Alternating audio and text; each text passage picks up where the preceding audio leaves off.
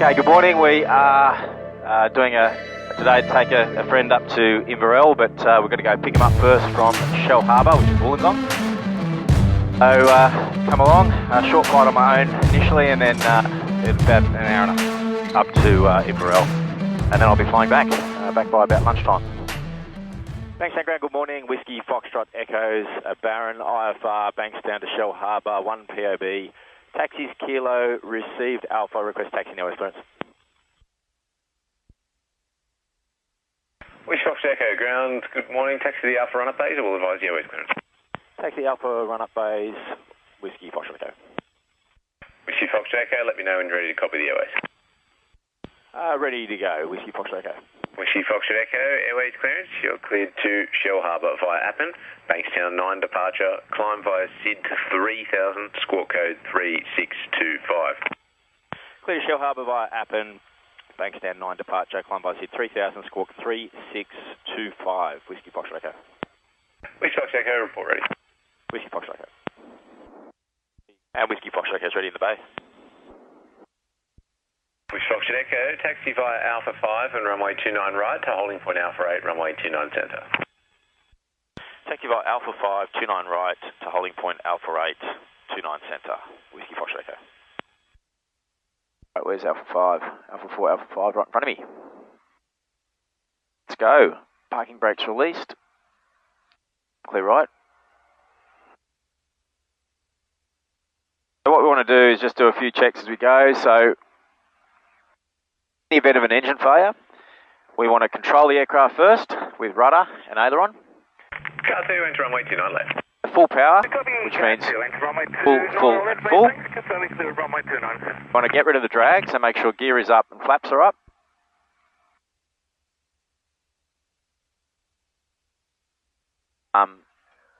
We want to identify dead foot, dead engine, verify the dead engine by using the throttle, and then feather the dead engine with... Thanks, Tower Whiskey Foxtrot Echo, holding point Alpha 8 ready. Whiskey Foxtrot Echo, tower report passing 1,500, runway 29 centre, clear for takeoff. 29 centre, clear for takeoff, Wilco, Whiskey Foxtrot Echo. Okay, landing lights come on, strobe lights come on, torpedo comes on. Has vacated runway 29 on left, all runways, and runway center. Alright, so Well, thanks so much. lights are on, heats are on. Car 2, thanks, you have a good day. Thanks, Wind is calm, and let's get the timer going. We're going to fly straight out. Fuck. The governor, things in the green, they're full power. On the centre line, airspeed's alive, 2 times. Cross check. And we're looking for 85 rotate. 85, rotate. Okay, blue line, touch brakes, rub. Full power.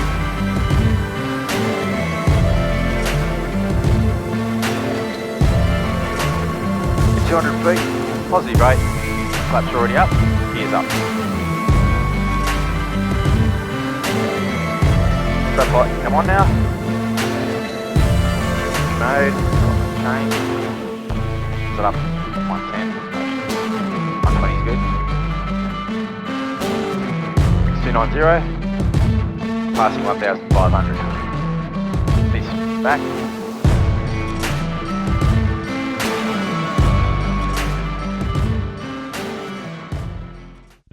Whiskey Fox Echo passing 1,500. Whiskey Foxtrot Echo, contact Sydney departures 18.4, good day. Departures on 118.4, Whiskey Fox Echo, good day. 592, final 280, Qantas 641. Qantas 405, cancel SID, turn right, heading 150, climb to flight level 280. Cancel SID, right heading 150, climb flight level 280, Qantas 405. Okay. Jetstar 503, contact Melbourne Centre 125.0, good day. 150, Jetstar 503. Sydney departures, Whiskey Foxtrot Echoes, Bankstown 9 departure, passing 2,300 for 3,000. 132 to 435, killing 412 Delta, good day.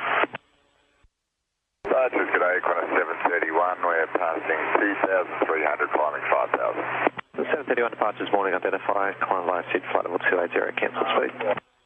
Climb via SID, flight level 280, cancel speed, kind of 731, and for following aircraft, no turbulence and no abrupt here. Good stuff, thank you. Sydney departures, Whiskey Foxtrot Echo is Bankstown on departure, 3000.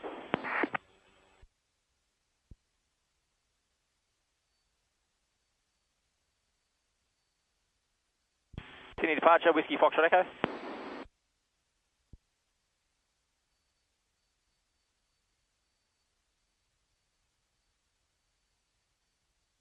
Sydney departure, Whiskey Foxtrot Echo is Bankstown 9 departure, levelling off 3000. Whiskey Foxtrot Echo departures, could I identify, climb to 4000 and you clear direct up and... Climb 4000, direct up, Whiskey Foxtrot Echo. Right, so I got a radio problem. It seems like COM 1 is not working. Interesting. Right, we're climbing 3,400, looking out, it is visual. Wow, a 50 knot wind. Quite a strong wind. Open is 183. Let's get the chart up. Shellharbour. If we want to do the approach, what we'll be doing is setting some offsets, 2 to go. Just get the cowl flaps closed now, which is good. Filling off at 4,000, which is pretty fast. Don't want to go too fast here.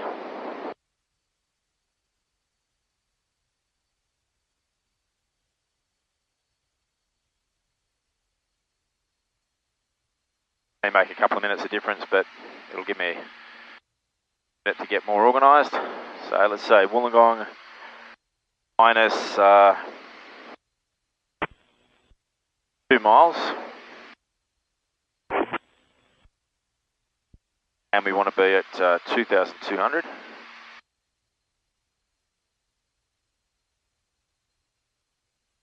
And Wollongong minus 6 miles. 28, but let's get that angle right. 2 degrees.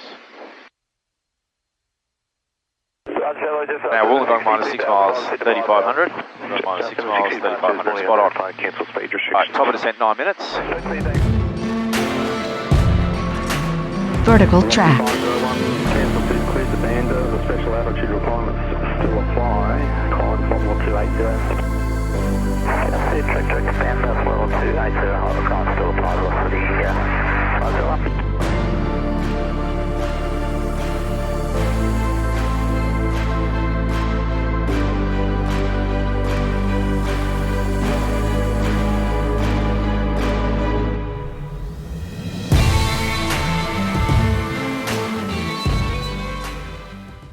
Shellharbour traffic, Whiskey Foxtrot Echo is the Baron. We're 10 miles to the north. On descent from 4,000 and we'll join the overhead left circuit runway 16, Shellharbour.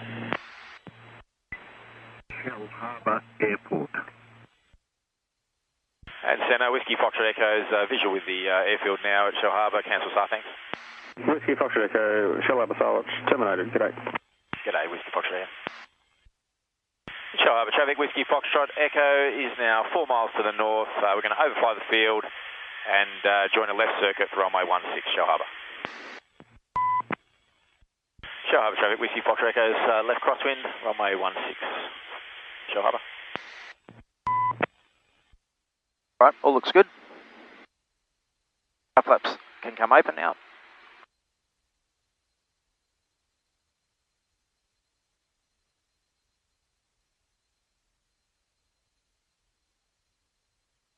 Okay, we're a beam. First stage of flap.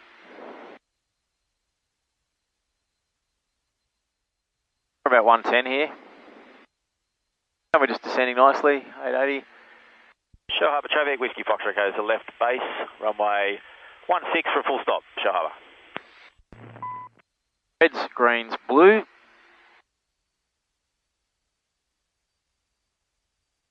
Flap. Flat. Shellharbour Shellharbour traffic, Whiskey Foxtrot Echo turns final runway 16, Shellharbour. 500. Eco, once you've got the field made, right here.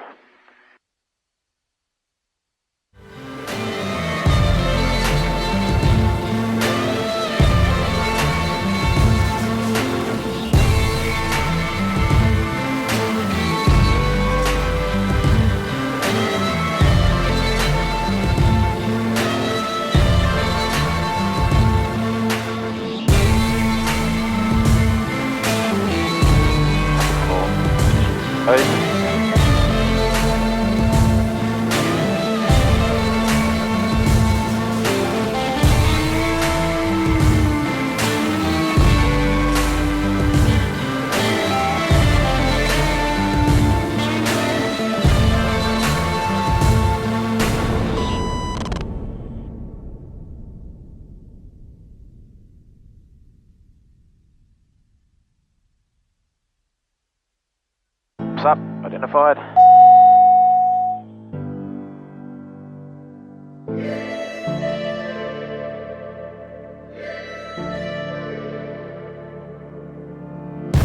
Shellharbour traffic, Whiskey Foxtrot Echo Baron is lining up runway 34, Shellharbour. Give anyone a second if they're going to respond and tell me they're about to land. Okay, lights. Comes on.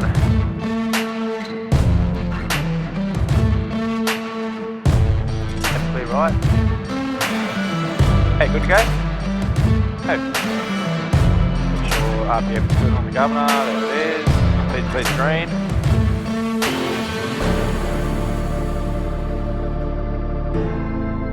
Speed's alive. Check runway.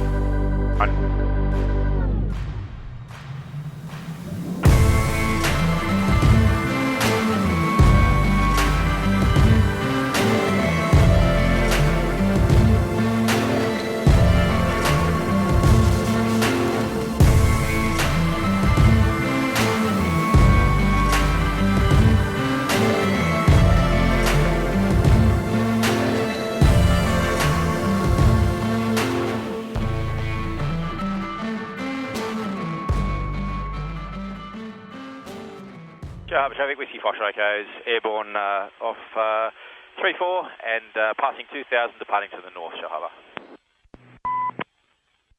Sydney Centre, Whiskey Foxtrot Echo with departure report. Whiskey Foxtrot Echo, Sydney Centre, good morning, Squawk 1462. Squawk 1462, departed Shellharbour, time 35, passing 2,700. Requesting 10,000 and tracking inbound Tonto. Whiskey Foxtrot Echo, there's no IFR traffic, remain clear of Class Charlie. At this stage you can exit to clearance at 5,000 and probably amended tracking via Richmond, if that works for you. Yeah, copy, that's fine. 5,000 via Richmond and I'll wait for you to give me that Whiskey Foxtrot Echo. Whiskey Foxtrot Echo. Echo, you cleared to Inverell, tracking amended Richmond, then Corinda, planned route, centre Class Charlie at 5,000, QNH 1,000. Cleared to Inverell via Richmond, Corinda, planned route, climb 5,000 and QNH 1000, Whiskey Foxtrot Echo. Whiskey Foxtrot Echo, I'll give you a short turn to the right shortly just to facilitate climb. Continue climb now to 10,000. Continue climb to 10,000, Whiskey Foxtrot Echo. Whiskey Foxtrot Echo, enter controlled airspace now onto a heading of 015, there's no traffic. Heading 015, Whiskey Foxtrot Echo into controlled airspace. Just got to keep leaning the mixture as you get higher because the air gets thinner. So fuel-air mixture has to stay about the same. So if the air is thinner, you need less fuel. You got to keep reducing the fuel. And then this cyan marker here gives you a guide as to what it should be for this stage of the flight, for this climb. My plane, it's all automated.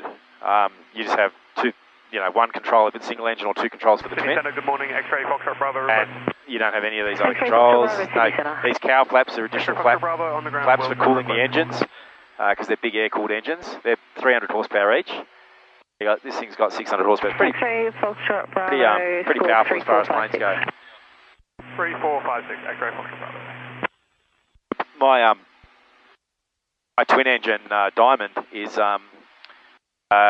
roughly about half the power in horsepower, and it uses half the fuel and it does the same speed. X-ray departures. Roughly the same speed. It's a bit slower down low, but up high it's Whiskey Foxtrot Echo, turn left heading 350. left heading 350, Whiskey Foxtrot Echo.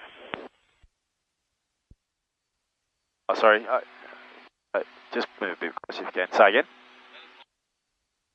Goes higher. It'll go to about 15,000 feet, this one, because it's not turbocharged, so it's just naturally aspirated, so kind of runs out of air. X-ray 8, X-ray 10. The higher altitude just doesn't produce the power. Like the power reduces as you get higher out of the engines. They'll produce the most power at sea level. So, whereas the Diamond, and that's another reason it flies better higher, is that it's turbocharged. So so when I fly it, you know, you can fly up to 20,000 feet, and you lose a bit of power at 20,000, but about 15,000 feet, you're still getting maximum power out of the engine, which is pretty good. The weather radar set up as well, just not expecting any weather, but it's good. And Whiskey Foxtrot Echo, make a left turn now, heading 310. Left turn heading 310, Whiskey Foxtrot Echo. All stations, Wilson, X-ray Foxtrot Bravo. He's basically doing me around aircraft arriving in Sydney Airport. It'll be the airliners arriving in Sydney Airport. She's just getting me out of the way. That's probably it there. That's the one she's getting me out of the way of. You can see it here on the map. It's the same height, 200 feet below us. So she's just going around the back of that. Bad. Yeah. So they're air traffic control, and they're basically prioritising the airliners coming into Sydney and just vectoring us around. You can see Sydney Airport down there actually in the Botany Bay. The two runways. I don't know if you can see it, just sort of down here in the water. They're the two runways. You can see Sydney. X-ray 8, X-ray, continue the right turn, heading 150. Whiskey Foxtrot Echo, clear direct to Richmond and request your best rate up to 10,000. Clear direct Richmond and best rate up to 10,000, Whiskey Foxtrot Echo.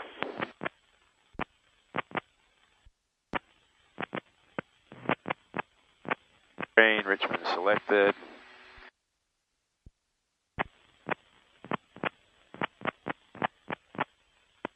She wants my best rate. She's already got my best rate. Can't give you any more.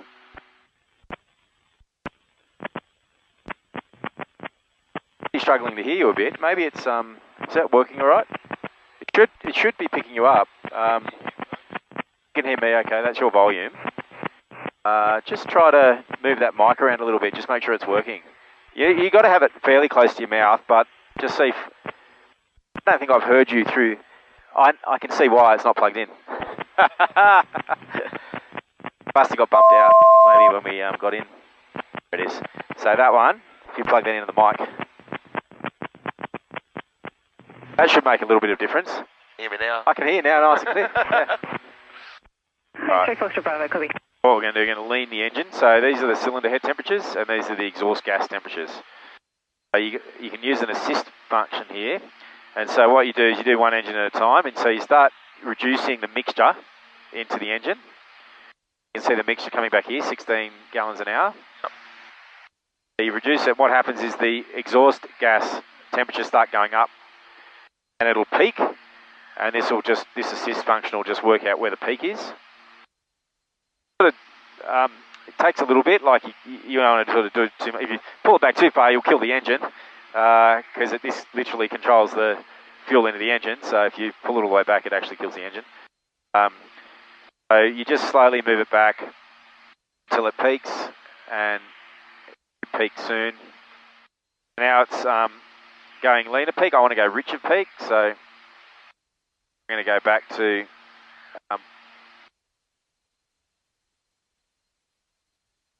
at 20 degrees richer peak. That's 24, 26, so it's pretty close. And then that's about 13 gallons an hour. Feels roughly right. You can check the book values as well. I'll increase that a little bit. How fast are you travelling? So the true airspeed is about 180 knots at the moment, which is not quite double, so maybe 340 kilometres an hour, something like that. Stations Richmond and Camden. But the ground speed, because of this wind, is only 160 knots. So what's that? Maybe 290 kilometres an hour, something like that. So the wind's slowing us down a little bit at the moment. You can, there's an armrest here, you can use that if you want. Music. If you've got any music downloaded on your phone, you can just Bluetooth to your headset, which is pretty nice. Just hold that Bluetooth button in, and on your phone go to your settings in Bluetooth and connect to the it'll say there'll be Bose A20. Connect to that, and then you can just play music, and then when there's talking, it'll just cut it out. So you can have it going all the time, and it'll just cut it out automatically when there's talking going on. So feel free to do that. I'm just checking everything out. There's too much to look at. There's a lot, yeah, probably a lot you'll find interesting because you're sort of mechanically minded and understand engines and all that kind of stuff. So, you know, you'll probably find it quite interesting. There's a lot of technology in these planes. It's quite amazing. How old is this? This is about 17 years old, I think. Yeah. This one. These Barons, amazing plane. I mean, they've been manufactured, I think, since, I don't know about 50s, but 60s at least. They've been making this plane, different variants of it, and it's just been refined and refined over many, many years. And so it's a pretty good plane. Like it's everything's pretty well tested and refined, and it's just a nice, fast piston twin. They burn a fair bit of fuel. That's probably the only downside, but it's not too bad. I mean, it's burning now, what, 26, 27 gallons. Because you add both of those together. Yeah. Yep. So 13 and a half a side. So, you know, under 30 gallons an hour, and a gallons times 4, or times 3.8, but times 4 roughly, to put it into litres. That's where the diamonds really shine, I think, is they just burn, they're like a car engine, they burn like a car engine, they just burn half the fuel of this for the same trip.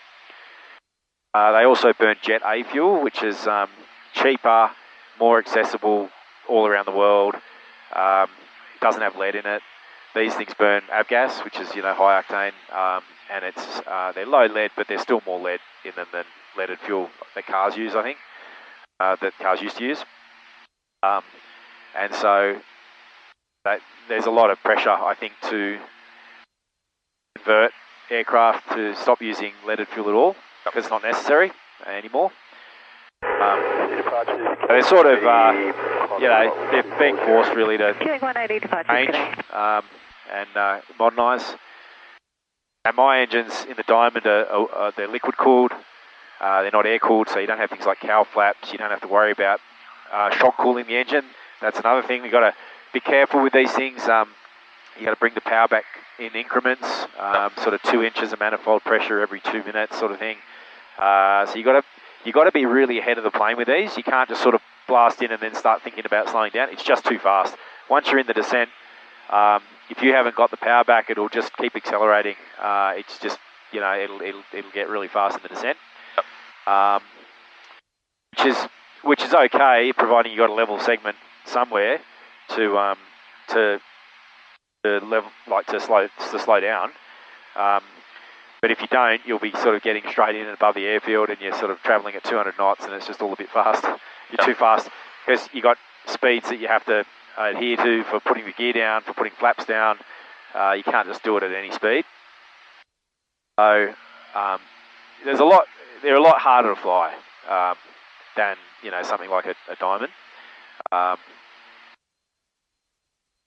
No, I thought it'd be good. I mean, it's a great plane. Like it's good to learn this. I think to be able to do this is harder. So if you can do this, you can sort of do the other stuff. It's more easy. Driving a manual car over an automatic. Yeah, it's a bit like that. Yeah, and same thing. I thought I want to get my manual license. If I can do manual, I can do auto. Easy. So we're over overhead Richmond now. So you can see on the map here where we are. We're basically about to overfly Richmond, which is an Air Force base. And if you sort of look down, I can't see it out of my side. You might be able to see the airfield out somewhere down there, possibly. And that's Richmond Airfield, RAF base. Now we make a right turn to Corindi. The route today is we're going to overfly Corindi, and then Tamworth, and then Inverell. This tells us a lot of information here. So basically, this is our flight plan. It tells us Corindi, tells us the track to Corindi is 342. So you can see on here, we're on basically we're tracking.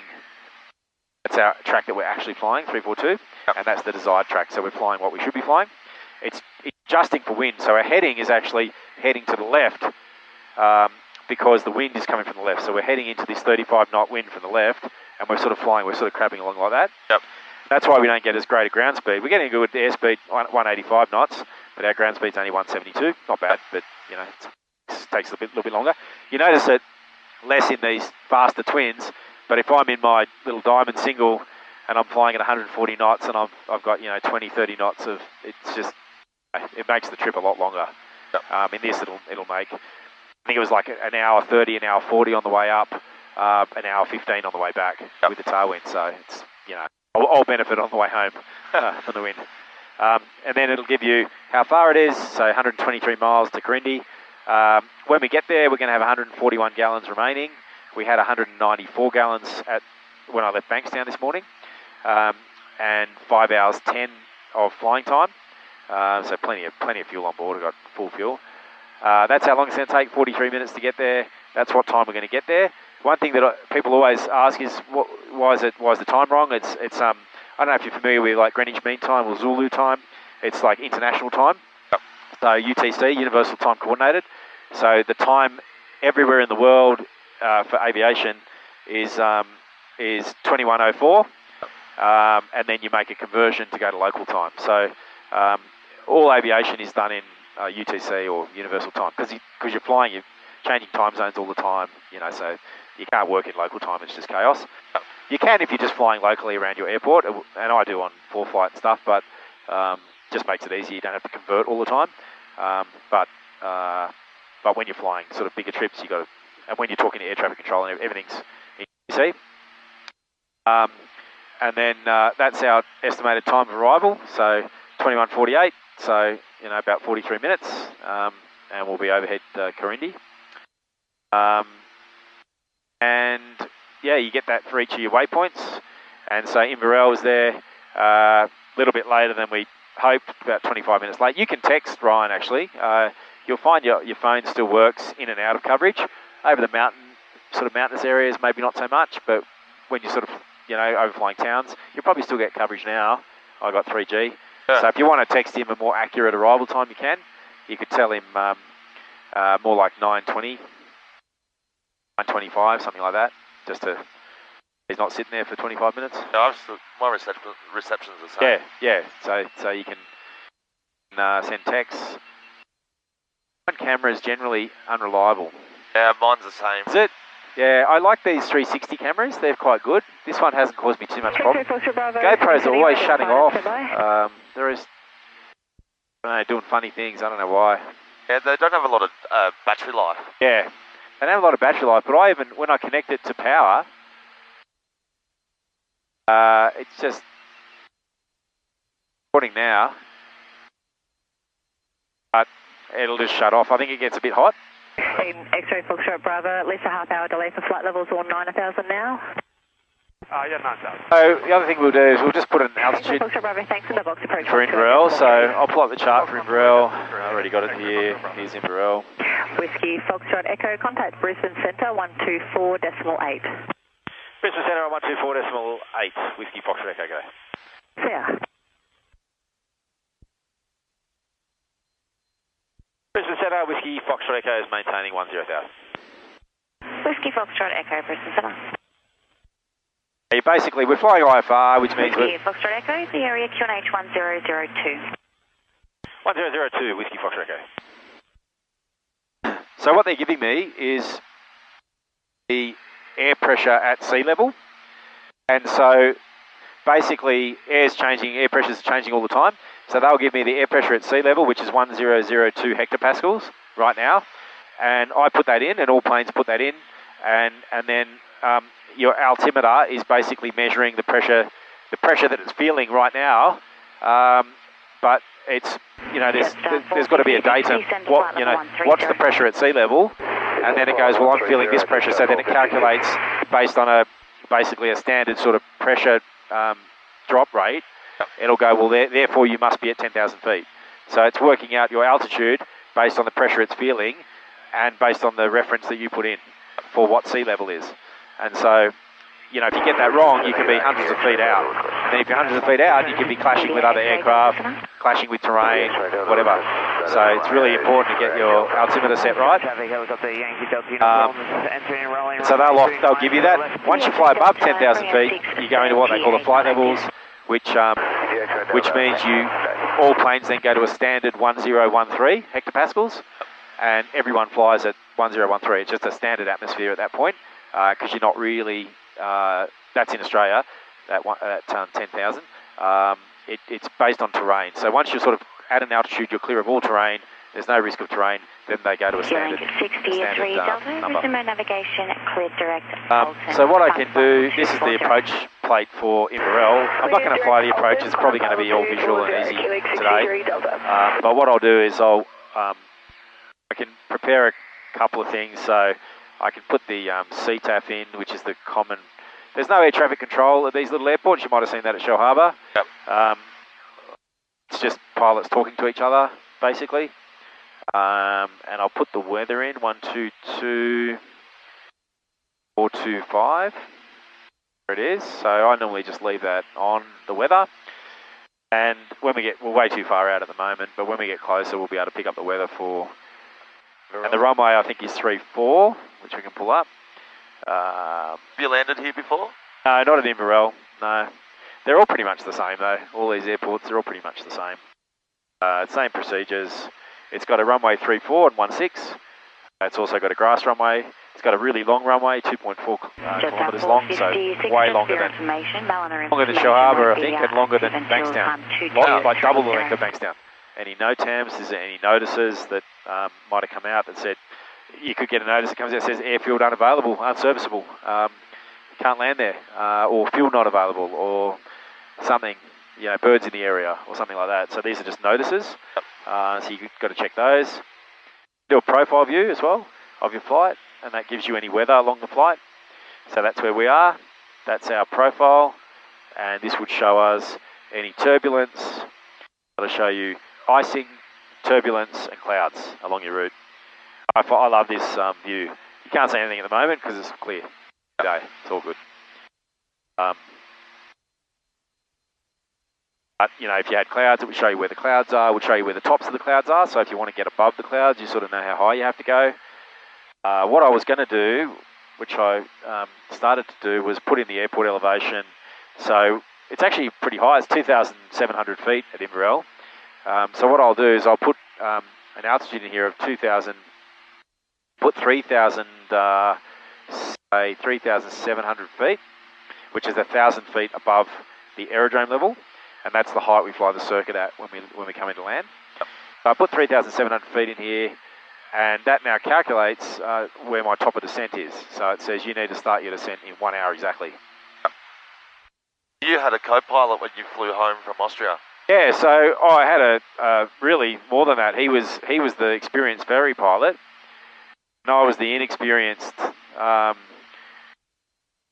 coming along, and so he really did all the flight planning, all the fuel planning, and I did the flying, so I sat in the left seat, did all the flying, but he had all the experience of, he does this for a living, he flies planes all over the world for a living, and so he knew all the rules and all the procedures, and was really giving me a lot of guidance. I learned a lot from him, actually. Really good.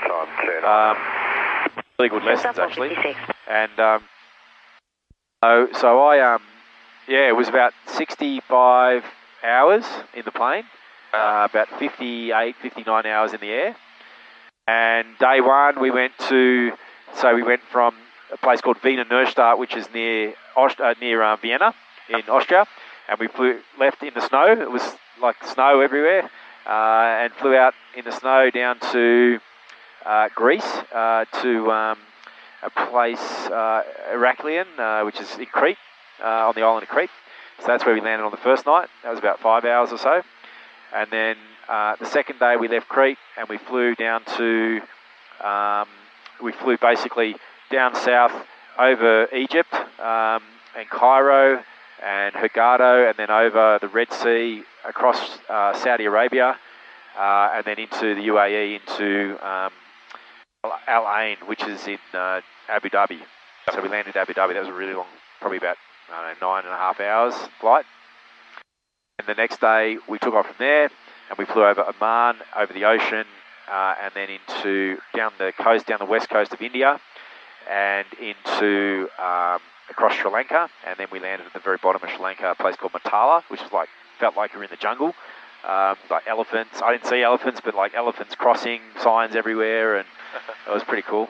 And then we took off from there the next day, and again across the ocean a long way, and then across the top of sort of Indonesia and into Singapore. Landed in Singapore, spent the night there, and then we got up the next morning, and then we flew south across the rest of Indonesia and into to Broome, and then we had to clear customs into Australia. Then we got in the plane again that day. We didn't stay in Broome, and we went down to Alice Springs for the night.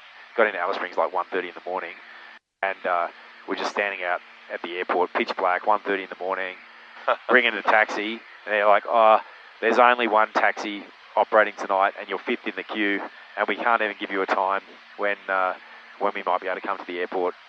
And so we ended up just flagging this guy down who was just doing a security check at the airport. Paid him $100 and said, "Can you please just drive us to the hotel?" He only had a ute with one seat, like 2 seats, so he had to drive us in individually. And that was a bit of a nightmare. What a nice bloke. What a nice bloke, yeah, I know. And so that was really nice of him and really good. Lucky. I don't know what we would have done if we didn't find him. And so we did that, and then in the night in Alice. Then the next day we went from Alice Springs into Brisbane, removed the ferry tank. So it has to be able to do those kind of, 12-hour, sort of 10-hour journeys, we had to put a ferry tank, like a bladder tank, inside the plane. So we had a 100-gallon tank just sitting on the back seats of Jet A fuel, which was feeding into the left wing. And so we had this sort of setup with fuel pumps, and the pumps were pumping it into the wing, and then the plane was operating off its normal systems, but it was being topped up from this 100-gallon tank, so it could just run for like 12 hours straight, which was pretty amazing, really. But amazing. I mean, it's called the DA62. This plane, it's twin engines, got all the technology. It's got satellite communication for making phone calls over the ocean. You can talk to people, send messages, the weather. It's just amazing, the technology, and it flew brilliantly. No issues with the plane. You can sort of put the seat right back and just relax and, fly 10 hours straight. It's amazing. How long can you actually fly for? Like on a tank of fuel in this? This actually has an amazing range. This could fly to New Zealand direct. Yeah, it could fly to New Zealand direct. This can fly for something like 6 hours or so on its fuel, on its inbuilt fuel, which is it's got the longest range of, I think, pretty much any twin. I don't know, because it's got these tip tanks. It carries 194 gallons of fuel, which is quite a lot of fuel. See how long it lasts. Do you go over the footage? Yeah, I try to, depending on the flight if I got time, but I'll try to put it together in like a 30-minute video, just to, like what I've been doing is more capturing the air traffic communications, and I use it, I put it on YouTube, and then people who are learning to fly, multi-engine, this kind of stuff. This is Inverell.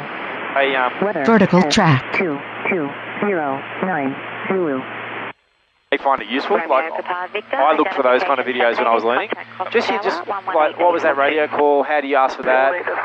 What are air traffic control going to say to me when I get into this area?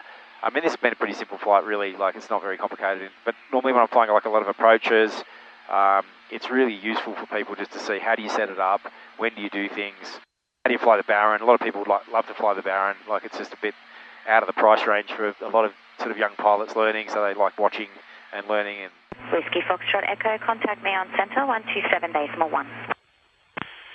Centre on 127.1, Whiskey Foxtrot Echo.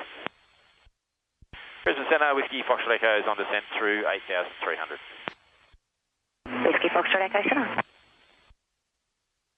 Alright, so we got centre, we got AWIS, we got CTAF 1267, we're listening to that. We might make a broadcast on that. And Inverell traffic, Whiskey Foxtrot Echo is a Baron. We are 22 miles out of Inverell to the south, descending through 7,200 and estimating overhead to field time 24, anticipating runway 34 left circuit, Inverell. Inverell Airport. How often do you fly, Steve? How often do you get out? Oh, I get out.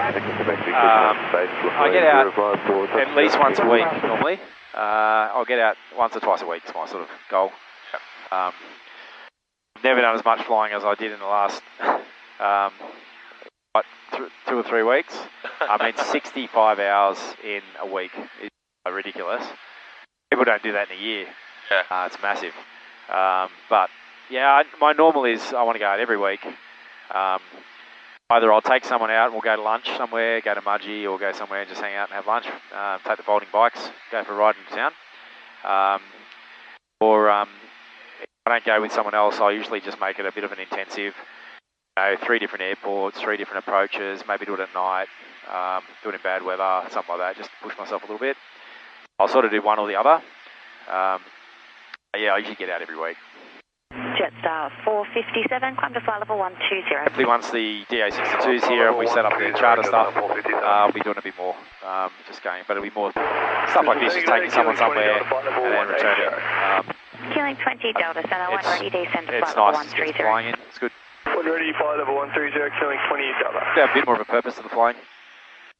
It's a bit, sort of start to lack a purpose after a while. It's like, okay, why am I going here? Yeah. For what purpose? Just to go and Jetstar buy a muffin from the local bakery and then go back to the airport. It's a long way to go, an expensive thing to do for an expensive muffin. Inverell traffic, Whiskey Foxtrot Echo is the Baron. We are now 13 miles to the south, descending through 5,700, estimating overhead time 24, Inverell. And Santa Whiskey Foxtrot Echo is now visual with Inverell, about to join the circuit, cancel SAR. Whiskey Foxtrot Echo, Inverell, Star Watch terminated. Whiskey Foxtrot Echo, thanks. Inverell traffic, Whiskey Foxtrot Echo is now 3 miles to the south, about to overfly the field, and we're going to be joining a left circuit for runway 34, Inverell. The airport? Yep, that's the runway. It's 34 identified.